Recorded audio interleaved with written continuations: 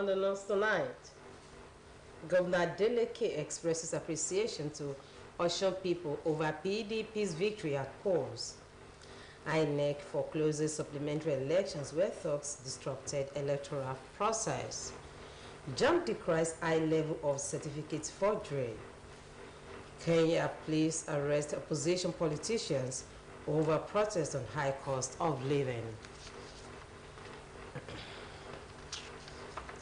Good evening, and we are glad to have you join us on the major reports. I am Olubomi Ajiboye Agbola. People's Democratic Party has won 25 of the 26 states House of Assembly seats, while the All Progressives Congress took the remaining one. The only seat won by APC, according to the official list made available by the Independent National Electoral Commission, is Borikpe Buluwaduro State Constituency, the immediate past governor of the state local government area. The results indicated that PDP won in Ifelodo constituency, where Tajuddin Akinlolu Adeyemi polled 16,184 votes to defeat his closest rival, Mulikat Abiola Bello of the APC, who scored 7,460 votes. In Eden North State's constituency, PDP Adewumi Babajide Kofoworola polled 17,530 votes to defeat Abdulkadir Suleiman of the APC, who received 9,010. While in Ilesha West, Wale Akirele of the PDP defeated Wale Adedoyin of the APC by polling 13,261 votes against 6,392 votes. Other state constituencies that the PDP won include Ife South, Ife East, Modakeke Area Office, Oriade Ila Ejibu, Ayedade Irewole Ishokan, Irepodun Orolu, Oloronda, and Oshogbo. It will be recalled that in the February 25, 2023 National Assembly election, the PDP had also cleared all the National Assembly seats. Meanwhile, the PDP in Osun State has congratulated all our elected candidates in the election for their victory at their different local constituencies. The party, in a statement signed by its acting chairman, Dr. Akindele Adekunle, applauded the choice of the party in different candidates that hoist the flag of the party to victory in the 25 states constituency in Osun State. Meanwhile, the governor of Osun State, Senator Ademola Adeleke, has expressed gratitude to the people of the state over another landslide victory of the People's Democratic Party at the just concluded state assembly elections. A statement by spokesperson Malam Olawale Rashid says the governor celebrated the uncommon and unprecedented chain of victories the PDP had secured in Osun State from July 16, 2022 to February 25, 2022, and the huge 2023, and the huge victory of Saturday, March 18, 2023, describing the outcomes of the elections as complete embrace of PDP by Osun people for good governance and responsive leadership. He also enjoined members of the opposition party to join him in building a new Osun State, assuring to govern with fear of God, under rule of law, for the collective interest of all Osun people, irrespective of political or religious affiliations. In another development, Osun State Governor Senator Ademola Adeleke has congratulated Governor Seyi Makinde of Oyo State on his re-election last Saturday's state election. In a message made available to newsmen in Osogbo, the governor, on behalf of the people and government of Osun State, extend warm felicitation to Governor Makinde, saying he looks forward to years of partnership and collaboration between the two states on interstate infrastructures. Governor Adeleke, who described Oyo and Osun State as Siamese twins, called for closer partnership in economic and social affairs between the two states. He, however, described the outcome of the election as a strong vote of confidence in the performance of Governor Makinde in the last 4 years. The governorship candidate of the People's Democratic Party, Sheriff Oborevori, has been declared winner of the governorship election in Delta State by the Independent National Electoral Commission. According to the results announced today by the Resident Electoral Commissioner, Monday Udom Tom Oborivori, 121 out of 25 local government areas collated in the state to defeat his closest rival, the All Progressives Congress candidate Ovie Omoagege. Oborivori polled 360,000 votes, and Omoagege polled 240,229 votes, while the All Progressives Grand Alliance candidate Chief Great Oburu got 11,029 votes. The Independent National Electoral Commission has postponed the collation of the governorship election results from local government areas until noon. State Collation Officer Professor Mohammed Mele and the State Resident Electoral Commissioner Mr. Yakubu Hari announced this after collation of results from 20 out of the 21 local government areas. He said that the exercise was postponed to enable verification of the results from 4 local government areas which were snatched. Shortly before the shift, 2 agents of the leading parties in the election, People's Democratic Party and the All Progressives Congress, have urged INEC to ensure justice in collation of the results before the declaration.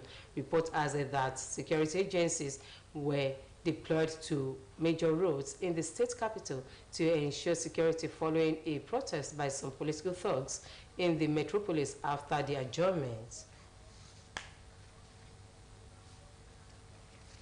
The Independent National Electoral Commission has declared the governorship election in Kebbi State as inconclusive. The election was keenly contested by the All Progressives Congress and the People's Democratic Party. The coalition and returning officer of the election, Professor Yusuf Seidu, announced the position of at the collation center situated at INEC headquarters in Berni, Kebbi. He said that there were cancellations in 20 of the 21 local government areas of Kebbi State, cutting across a number of registration areas in different polling units to a total of 91,829. The result of the 2 political parties in the election, APC and PDP, polled 388,258 and 342,980 votes respectively, with a difference of 45,278. He noted that the electoral laws on page 31 of the Electoral Act 2022, section 51, subsections 2 and 3, for guidance where the number of votes cast in an election in any polling unit exceeds the number of accredited voters in that polling unit, the presiding officer shall cancel the result of the election in that polling unit. The Independent National Electoral Commission has foreclosed supplementary elections in areas where thugs disrupted the process and destroyed electoral materials. Chairman of the agency's Information and Voter Education, Festus Okoye, told newsmen in Abuja that one of its staff was killed during the governorship elections. Okoye said a number of other INEC personnel were either abducted, harassed, or being intimidated. The commission has also said that it has started releasing accreditation data contained in the biomodal voter accreditation system from the presidential and National Assembly elections to political parties and other Nigerians who may be interested in them. According to the electoral umpire, the accreditation data had been stored in the commission's back end before the BVAS machines were reconfigured for Saturday's governorship election. The National Commissioner said that before the commission reconfigured the BVAS for the governorship and assembly elections, INEC made sure that every data that was left behind in the BVAS relating to the presidential and National Assembly elections was pushed to the back end for the purposes of giving those who want to go to court to challenge any result. The Kano state government has imposed a dusk to dawn curfew with a view to avoiding a breakdown of law and order following tensions generated from the collation of results of the governorship and House of Assembly elections in the state. The Kano State Commissioner for Information and Internal Affairs, Malam Mohammed Garuba, said this in a statement issued today. According to him, the decision was to prevent hoodlums from causing chaos in the already tensed situation. The commissioner called on people in the state to remain indoors as security agents would not spare anyone or group bent on causing trouble. Stakeholders in the electoral process in Nigeria have admonished politicians to do away with do-or-die politics that often lead to violence during elections. Those who spoke with Osbc News in separate interviews against the backdrop of pockets of violence reported in different parts of the country maintained that any politician that promotes good governance will not be jittery during elections. Oluwatobiloba Odunuga has details. Nigeria's democracy faces crucial tests during the election, including violence, security threats, and some other setbacks during the polls. Election observers in the 2023 general elections have continued to call on Nigerians to always embrace peace as the elections is coming to a close. Speaking with Osbc News during an interview, an election observer, Comrade Michael Ebofin, said violence is one of the recurrent features of Nigeria's electoral history and democratic journey since independence in 1960.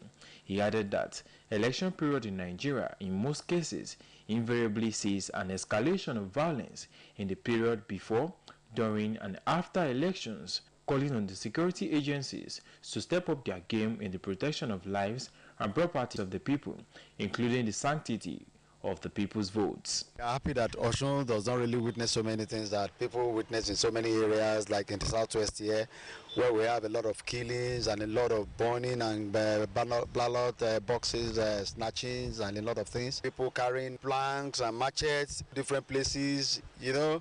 All those things has to really stop. But the lessons from pockets of incidents that happens around, meaning that we have to really work very hard with INEC, and our security agents have to step up in the game of addressing some of these issues. Also speaking, another stakeholder, Comrade Wale Adebisi, called on all political actors in the electoral processes to work together to ensure that elections are peaceful and well conducted in order to realize the main purpose of democracy in Nigeria. The violence is not as what people are expecting, snatching of ballot boxes. Then if you snatch ballot boxes this time around, it amounts to nullity because they will cancel the vote of that place. So it is minus plus minus. At a particular time, the electronic voting will improve the electoral process in this country. We have seen so far so good that even if there's overvoting, beavers will discover it.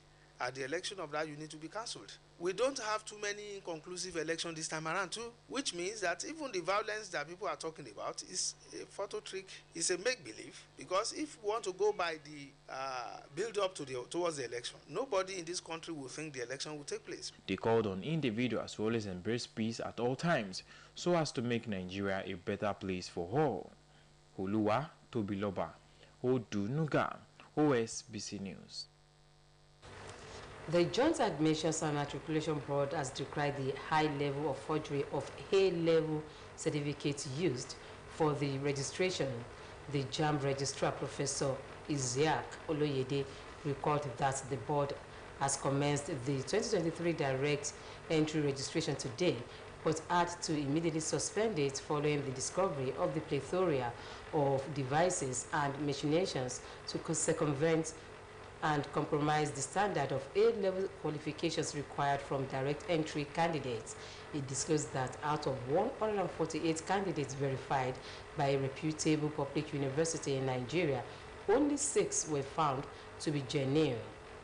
It further hinted that the board, concerned stakeholders and institutions are working assiduously to detect such, and the ones already found are being dealt with according to the provisions of the law. Our clergy, Reverend Taye Adumbari, has appealed to Osun State Governor Senator Ademola Adeleke to come to his aid following a fire outbreak that razed down his residential building located at number 8B, Oshosoya Street, New Bedford area of Atedo, Osun State. Reverend Adumbari, who made the appeal, while speaking with Osbc News, noted that everything he and his family worked for over the years got lost in the disaster. Oluchi Amuda completes the story.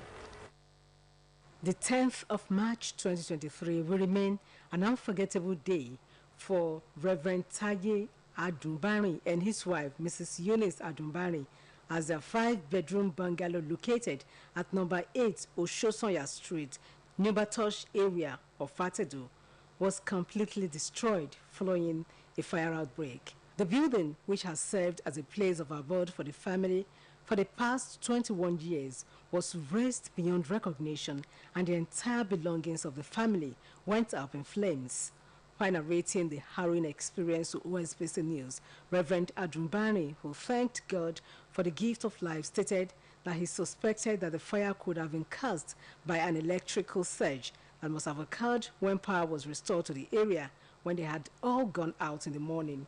He noted that the damage had been done before firefighters got to the scene. A neighbor here named Alaji Sanusi called me that I should come home immediately, that my house is burning, and that if I knew the number of firefighter that I should call them. There's a friend who came to visit me, Najim from Nepal, that day. He has the number, so he gave me, I called immediately before I run home.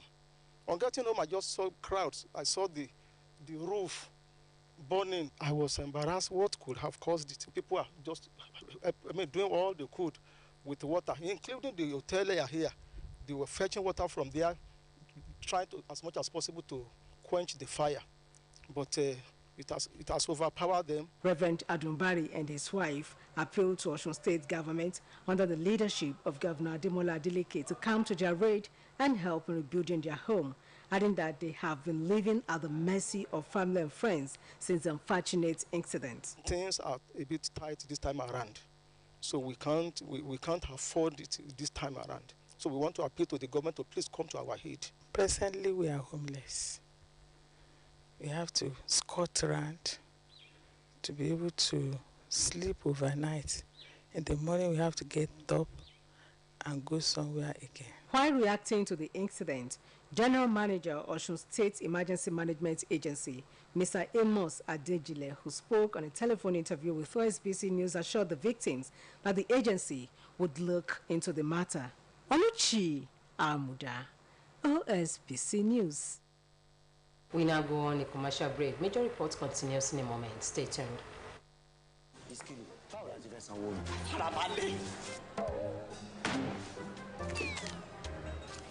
1,000.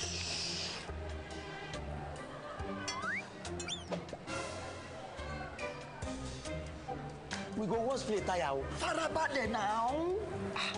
Madam, hello lowo wa. Brother, na 3,005. Màá fún yín ní owó pé káàdì Glo ẹlẹ́gbẹ̀rún 10,000. Oh yeah. Bring your phone.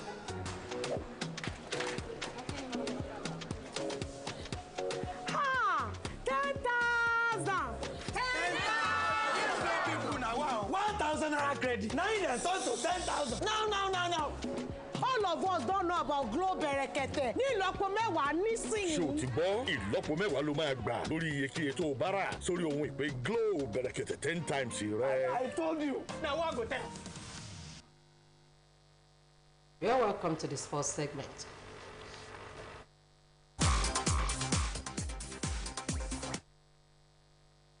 Hostility continues on the mini pitch of OSBC Liawi Bale Oshobo, where the two teams that will meet in the final of the OSBC 5-a-side football competition will be decided. Omotayo Adibolo has the details of this and more from the world of sports. OSBC 5-a-side first stage tomorrow at the Sport Arena. A release by the chairman, main organizing committee of the competition, Muhyiddin Adeleke, indicates that the event would commence with a formality match between OSBC core members and OSBC football team at exactly 10 a.m. According to the release, tomorrow's semi-final matches will feature AUD United versus AUD All-Stars FC by 11:30 a.m., while the second semi-final game between Ede City Boys and K Dollars FC will be by 12:30. The release enjoins participating clubs to be punctual and adhere strictly to the rules and regulations guiding the organization of the tournament. In the meantime, Francis Uzo, Chijioke Aniagbosu, and Wilfred Ndidi are the latest players to arrive the Super Eagles camp in Abuja ahead of the 2023 AFCON qualifiers against Guinea-Bissau. This was revealed by the Super Eagles media officer Babafemi Raji. This brings the number of players in the team's Abuja camp to 9. The other 6 players who is the camp today include Semi Ajayi, Alex Iwobi, Kelechi Iheanacho, Kelvin Akpoguma. The last time the Super Eagles faced Guinea-Bissau was at the 2021 AFCON group stage.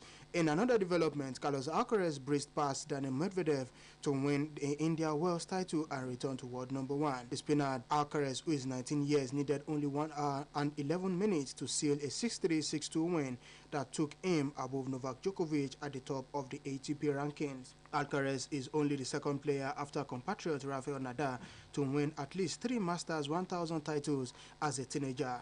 He lost the world number 1 spot in January after Djokovic's triumph at the Australian Open, which Alcaraz missed because of injury.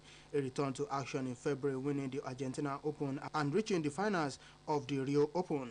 Alcaraz must successfully defend his Miami Open title in order to stay at the top of the ranking. Omotayo Adibodun for OSBC News. Over now to Olawumi Okunlawo for foreign stories. Veteran political figure Raila Odinga, who lost to Ruto in August poll, has urged nationwide protests as they attempt to harness dissatisfaction with the president. Police officers in riot gear fired tear gas at hundreds of rock-throwing protesters in the capital Nairobi's vast Kibera slum to disperse demonstrators trying to gather in the central business district, from where Odinga has called for a march towards the president's state house residence. Ruto has said his government is laying the foundations of a healthier economy by cutting reliance on borrowing.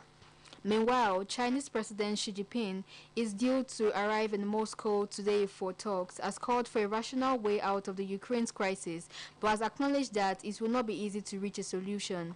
Xi Jinping said discussions could be based on China's 12-point proposal for a political settlement. The document serves as a constructive factor in neutralizing the consequences of the crisis and promoting a political settlement. He added that the document reflected as much as possible the views of the global community. Xi Jinping's visit to Moscow is his first since Putin sent Russian troops into Ukraine in February 2022, with Beijing casting itself as a neutral party even after it reaffirmed its close ties with its northern neighbor. The Chinese president will be the first world leader to meet Putin since the International Criminal Court issued an arrest warrant against him. Olawumi Okunlawo, OSBC. And that ends the major report on OSBC TV. It was edited by Adibari Jimakile. I am Odubumi Ajiboye Agbola, wishing you a very pleasant evening.